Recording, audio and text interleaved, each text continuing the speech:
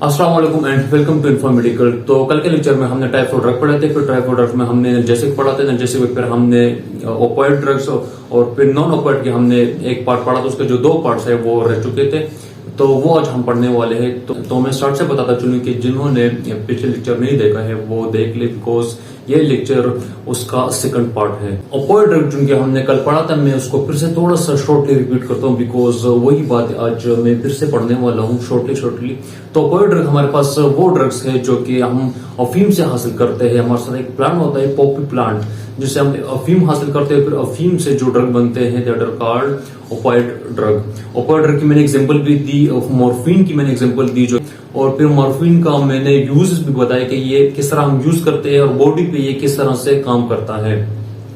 इसके अलावा फिर हमने नॉन ओपियोइड ड्रग यानी तो वो एनाल्जेसिक ड्रग जो जिनमें किसी किस्म का फीम जो है वो शामिल नहीं होता, तो उसकी एग्जांपल मैंने पैरास्टामोल की दी थी, और फिर पैरास्टामोल का यूज भी मैंने बाकायदा आप लोगों को बताया था कि कहाँ पे इसका यूज होता है, कौन सी चीज ये ब्लॉक करता है, तो उस पर थोड़ा सा हम नजर डालते हैं। तो आज हम पढ़ने वाले हैं नॉन ओपियोइड का दूसरा और तीसरा पार्ट जो कि इंसेक्ट्स और सेड है। तो मैं उसको थोड़ा सा रिपीट करता हूं कि देखो, ये हो गई हमारे साथ एक सेल मेम्ब्रेन। तो ये हो गया सेल मेम्ब्रेन। फर्स्ट करो सेल मेम्ब्रेन पे एक इंजरी कॉज हो जाए, तो जब सेल मेम्ब्रेन पे इंजरी कॉज हो जाए तो यहाँ पे एक इंजाइम होता है वो एक्टिव हो जाता है।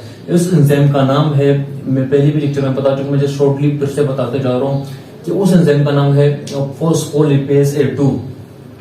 फॉस्फोलिपेज A2 हमने पढ़ा था, हमारे साथ एंजाइम है। तो जब ये एक्टिव हो जाए तो जाहिर सी बात है ये हमारे साथ यहाँ पे लिपिड्स प्रेजेंट होते हैं।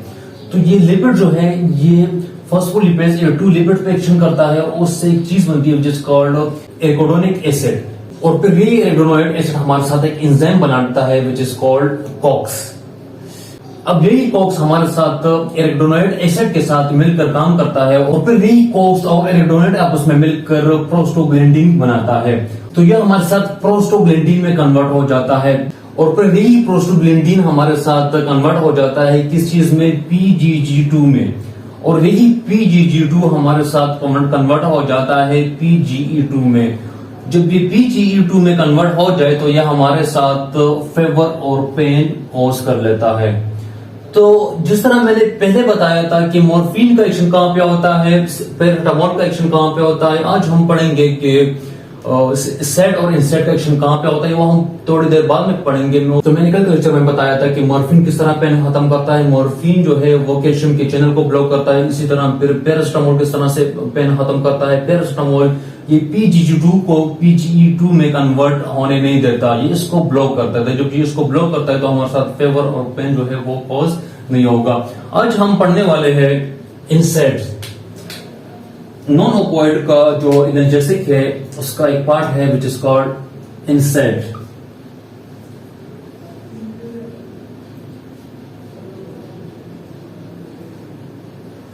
इंसेक्ट क्या चीज है, पहले इनको समझने की कोशिश कीजिए।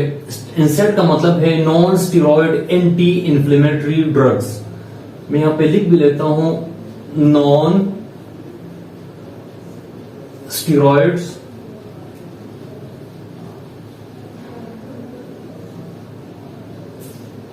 Anti inflammatory drugs.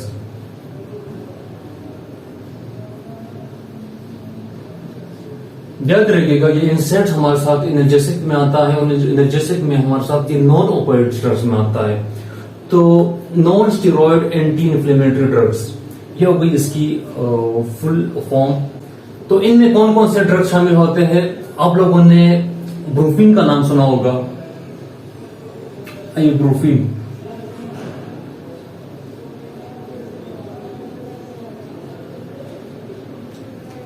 इसके अलावा दूसरा ड्रग जो है उसका नाम है पिरोक्सिकेम।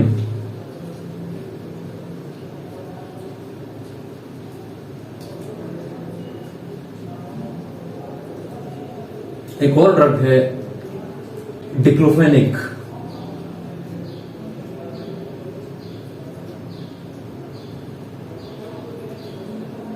इसके अलावा एक और ड्रग है निम्सुलाइड।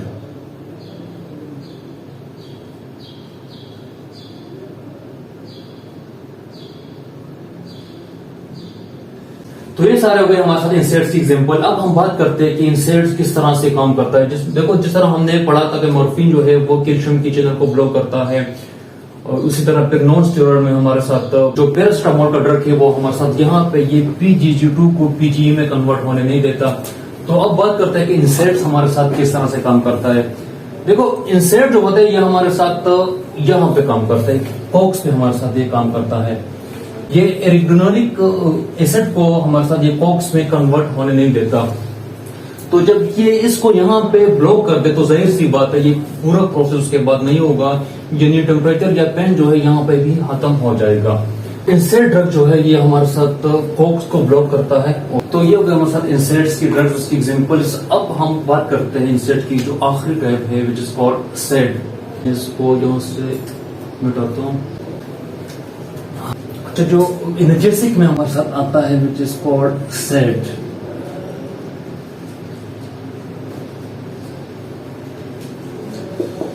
सेड हमारे साथ वो ड्रग्स है जो कि उसमें स्टेरॉइड प्रेजेंट होता है। देखो कुछ ड्रग्स ऐसे होते हैं जिनमें स्टेरॉइड प्रेजेंट होते हैं और वो हमारे साथ एनर्जेटिक ड्रग्स कहलाते हैं, यानी पेन में वो काम करता है।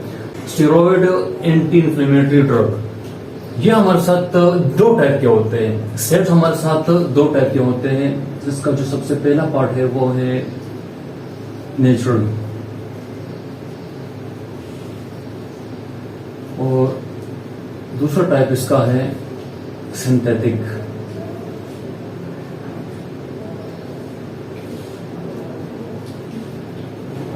देखो अगर आप लोगों को याद हो तो हमने सोर्सेस ऑफ ड्रग्स में हमने पढ़ा था कि सिंथेटिक क्या चीज है, नेचुरल क्या चीज है। तो नेचुरल हमारे साथ वो ड्रग्स है जो कि हमारी बॉडी खुद ही बनाता है। नेचुरल ड्रग सेट हमारे साथ वो ड्रग है जो कि हमारी बॉडी खुद ही इसको बनाता है, और इसकी एग्जांपल मैं आप लोगों को दूं।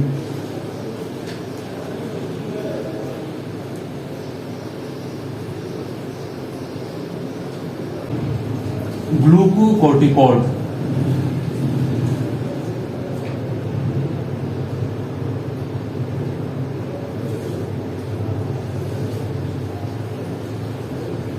इसके अलावा हाइड्रोग्लूकोकॉर्टिकॉइड्स,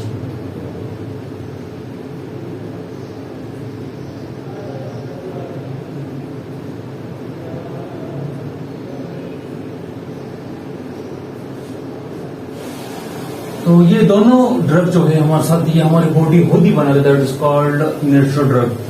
तो ये दोनों ड्रग जो है हमारे साथ किडनी पे हमारे साथ एक किस्म के ग्लैंड्स प्रेजेंट होते हैं। तो ये दोनों ड्रग जो है वो उन ग्लैंड से पैदा होते हैं, जिस कॉल्ड एड्रीनल ग्लैंड। मैं इससे पहले वो पिक्चर पे दे चुका हूँ। तो एड्रीनल ग्लैंड से हमारे साथ ये दोनों ड्रग जो है ये पैदा होते हैं। इसके अलावा सिंथेटिक, तो सिंथेटिक में हमारे साथ कौन कौन से ड्रग शामिल है?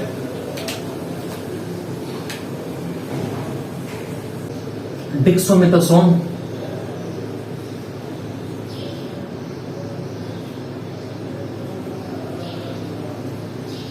इसके अलावा प्रेडनिसोलोन,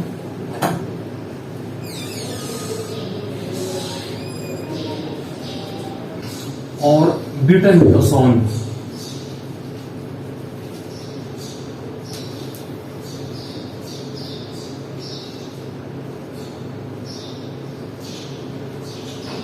ये तीनों ड्रग जो है हमारे साथ सेड ड्रग की सिंथेटिक्स की एक एग्जांपल है। तो ये तीनों ड्रग हमारे साथ ये काम किस तरह से करता है? देखो फर्स्ट तो ये हमारे साथ एक सेल हो गया, ठीक है। सेल में हमारे साथ यहाँ पे सेड ड्रग का एक रिसेप्टर प्रेजेंट होता है, यहाँ पे रिसेप्टर बना।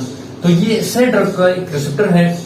जब हम ये ड्रग लेते हैं, कोई भी ड्रग इनमें ले लो, आपको ग्लूकोकॉर्टिकॉइड्स ले लो या बीटामिथासोन ले लो या डिक्सोमेथासोन ले लो, कोई भी ड्रग आप ले लो, फर्स्ट करो हम यही ग्लूकोकॉर्टिकॉइड्स ले लेते हैं। तो जब ये ड्रग हम यहाँ पे लेते हैं तो ये रिसेप्टर की थ्रू यहाँ पे एंटर हो जाता है और ये इसको यहाँ पे लेके आ जाता है, कहाँ पे? साइटोप्लाज्म में। सेल के यहाँ पे हमारे साथ न्यूक्लियस प्रेजेंट होता है। न्यूक्लियस के अंदर हमारे साथ आरएनए और डीएनए प्रेजेंट होता है।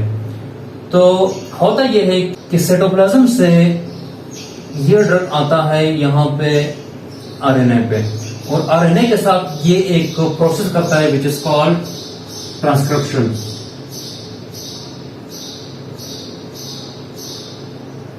जो ट्रांसक्रिप्शन में हमारे साथ ऐसा होता है कि जीन हमारे साथ कन्वर्ट होता है प्रोटीन में।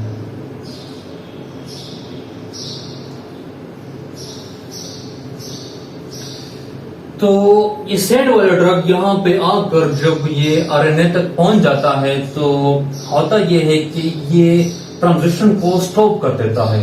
तो जब ट्रांजिशन स्टॉप हो जाए तो हमारे साथ कोक्स पैदा ही नहीं होगा। तो जब कोक्स पैदा ही नहीं होगा तो ये सारा प्रोसेस आगे होगा ही नहीं, और जब ये सारा प्रोसेस होगा ही नहीं तो हमारे साथ फीवर और पेन कॉज ही नहीं होगा।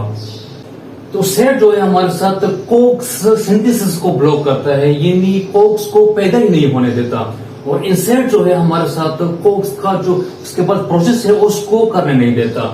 तो इन दोनों में डिफरेंस आप लोगों को समझ आ गई। देखो ये बहुत ज्यादा इंपॉर्टेंट है, मैं सेट और इंसेट का फंक्शन आप लोगों को बताता चलूं, क्योंकि ये बहुत ज्यादा इंपॉर्टेंट आप लोग यहाँ पे ध्यान दीजिएगा कि इंसेट जो है हमारे साथ कोक्स का जो आगे प्रोसेस है वो करने नहीं देता। तो जब वो आगे प्रोसेस होगा ही नहीं तो हमारे साथ तो फीवर और पेन कॉज ही नहीं होगा।